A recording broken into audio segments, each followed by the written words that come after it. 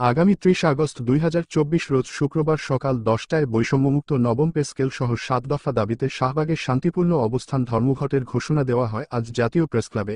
আসুন এক নজরে দেখে নেই সরকারি চাকরিজীবীদের ৭ দফাগুলো।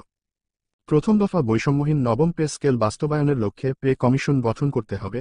পে স্কেল বাস্তবায়নের পূর্ব পর্যন্ত অন্তর্বর্তীকালীন সময়ের জন্য ৫০% মহার্ঘ ভাতা প্রদান করতে হবে। ইতিমধ্যে যাদের মূল বেতন শেষ ধাপে উন্নীত হয়েছে তাদের বার্ষিক বেতন বৃদ্ধি নিয়মিত করতে হবে। বেতন স্কেলের বৈষম্য নিরসনের জন্য ১০ ধাপে বেতন স্কেল নির্ধারণসহ পে কমিশনে কর্মচারী প্রতিনিধি রাখতে হবে। দ্বিতীয় দফা, সচিবালয়ের ১৯৯৫ সালের জারিকৃত প্রজ্ঞাপন অনুযায়ী সকল অধিদপ্তর, পরিদপ্তর ও সাহিত্য শাসিত প্রতিষ্ঠানের প্রধান সরকারি, উচ্চমান সরকারি ও হিসাব রক্ষক এবং সার্টিফিকাসহ সমপদগুলির পদবি ও গ্রেড পরিবর্তন করে যথাক্রমে প্রশাসনিক কর্মকর্তা অথবা ব্যক্তিগত কর্মকর্তা নামকরণসহ ১০টি গ্রেডে উন্নীতকরণ করতে হবে এবং এক ও অভিন্ন নিয়োগ বিধি প্রণয়ন করতে হবে।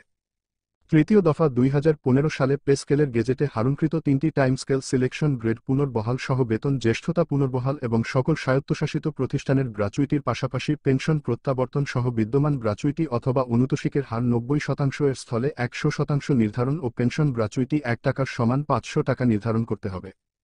চতুর্থ দফা, সরকারি প্রাথমিক বিদ্যালয়ের প্রধান শিক্ষকদের আপিল বিভাগের রায় বাস্তবায়ন, সহকারী শিক্ষকদের বেতন বিধি ২০১৯-এর ভিত্তিতে ১০ম গ্রেডে উন্নতকরণ, আউটসোর্সিং পদ্ধতি বাতিলপূর্বক উক্ত পদ্ধতিতে নিয়োগকৃত ও উন্নয়ন খাতের কর্মচারীদের রাজস্ব খাতে স্থানান্তর করতে হবে।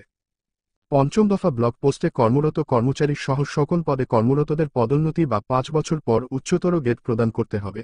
অধস্থন আদালতের কর্মচারীদের বিচার বিভাগীয় কর্মচারী হিসেবে গণ্য করতে হবে। এছাড়া টেকনিক্যাল কাজে নিয়োজিত কর্মচারীদের টেকনিক্যাল পদ মর্যাদা দিতে হবে। ষষ্ঠ দফা, বাজার মূল্যের লাগাবেন ঊর্ধ্বগতি ও জীবনযাত্রার ব্যয় বৃদ্ধি এবং মুদ্রাস্ফীতি বৃদ্ধির বিষয় বিবেচনা করে দেও সকল ভাতাদি পুনর্নির্ধারণ। ১১ থেকে ২০ গ্রেডের কর্মচারীদের রেশন ব্যবস্থা প্রবর্তন করতে হবে। চাকরিতে প্রবেশের বয়সসীমা ৩৫ বছর ও অবসরের বয়সসীমা ৬২ বছর নির্ধারণ করতে হবে। সপ্তম দফা, উন্নয়ন প্রকল্প থেকে রাজস্ব খাতে স্থানান্তরিত পদের পদধারীদের প্রকল্পের চাকুরিকাল গণনা করে টাইম স্কেল এবং সিলেকশন গ্রেড প্রদান করার অবকাশ নেই মর্মে অর্থ মন্ত্রণালয় হতে জারিকৃত বৈষম্যমূলক আদেশ বাতিল করতে হবে। নবম পে স্কেল সহ সরকারি চাকরিজীবীদের বেতন বৃদ্ধি সংক্রান্ত সঠিক তথ্য পেতে চ্যানেলটিতে লাইক, কমেন্ট ও সাবস্ক্রাইব করতে ভুলবেন না। ধন্যবাদ।